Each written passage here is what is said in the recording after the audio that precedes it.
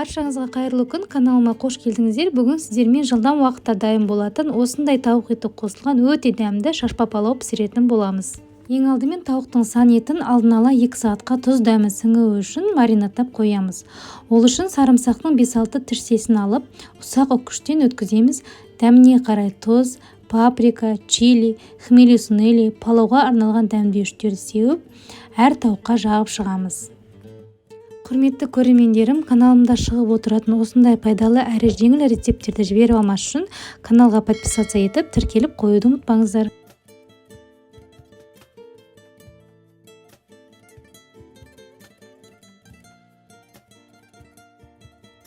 Екі сағат өткен соң палауға қосатын заттарымызды турап аламыз.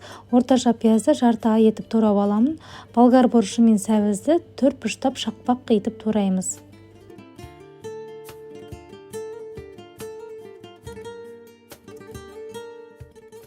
Осы туралған заттарды противенге салып аламыз. Оған мен куркума мен паприка, кепкен сиыр қарақат, зира, 3-4 ас қасық сұйық май, қара бұрыш салып араластырып алдым да, үстіне бағана маринадтап қойған тауықтарды қоямын. Алдын ала қызып тұрған пеште 200 градуста 40 минутқа қоямыз. Мінекей біздің тауықтарымыз пісті, яғни 40 минутымыз өтті. Тауықтарын шығарып бір ыдысқа сала тұрамыз. Енді бетіне қалауыңызша ноқат қосамыз.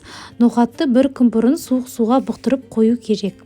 Және де мен 15 минут бұрын, яғни пештегі тауыққа 25 минут болғанда, күрішті 60-70 градустағы ыстық суға 15 минутқа бұқтырып, сосын жылы суда тазалап жуып алдым.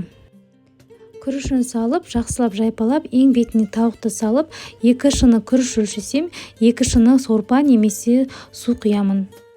Ең бетін жақсылап фольгамен жабамын да, жаңағы 200 градустағы қызып тұрған пешімізге 25 минутқа қоямын. Және де 5 минут фольгасын ашпай ұстап тұрамын. Палауымыз дайын, енді тарелкаға салып, дастарханға ұсына берсеңіздер болады.